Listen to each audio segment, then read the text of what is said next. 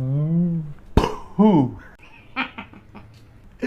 Alright guys, so kembali lagi bersama gue Biogar Bunangin, dan di sini gue bakal ngejelasin tentang 7 kebiasaan buruk yang gengs-gengs di rumah ini suka melakukan, dan ternyata itu bisa sangat mengganggu kesehatan gengs.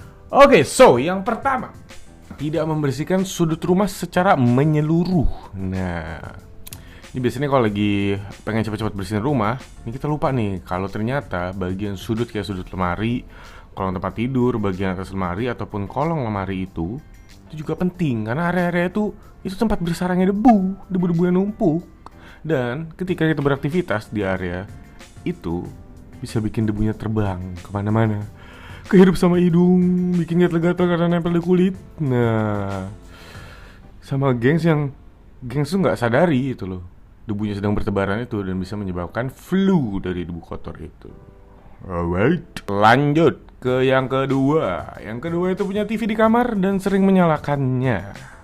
Jadi nyala mulu tuh TV gitu loh. Lagi asik rebahan atau kayak selonjoran di kamar, anteng nonton TV. Mungkin masih banyak gengs yang sering melakuin hal-hal seperti ini gitu loh. Ternyata dibalik kemageran yang super enjoy itu justru bisa membuat kesehatan terganggu. Bisa membuat kesehatan terganggu seperti nyeri-nyeri di leher dan gangguan mata.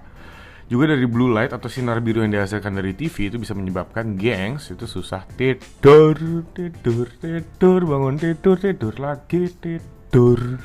Yang ketiga, ini sepele sih sebenarnya kedengerannya ya. Ternyata malas membereskan kasur itu bisa bikin nyeri di bagian tulang belakang loh. Simple kok gengs, jadi solusinya cukup bersihin kasur atau ranjang itu bisa, dan dijemur sekaligus ngerapihin bentuk dan tekstur dari kasur gengs supaya bisa nyaman dan kembali ke semula posisi kasurnya gitu.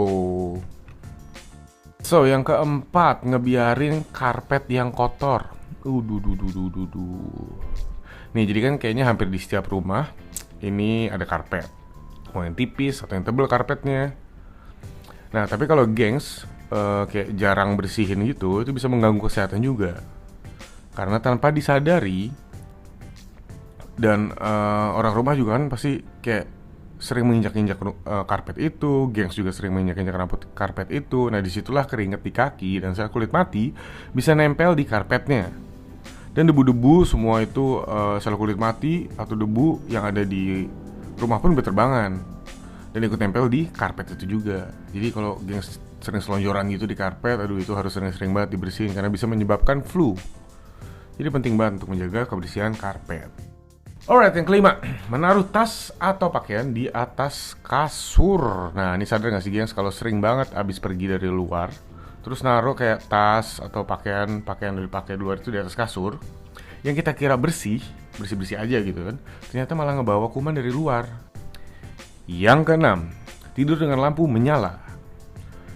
Ini emang kedengarannya sih nggak seberapa ya, tapi ternyata dengan nyoba tidur ataupun tertidur dengan kondisi TV dan lampu nyala itu bisa menurunkan kadar melatonin, glukosa, dan tekanan darah sampai suhu tubuh loh. Jadi kalau geng suka ngerasa pusing, stres, atau ngerasa tidur yang gak nyenyak, ya gak heran sih.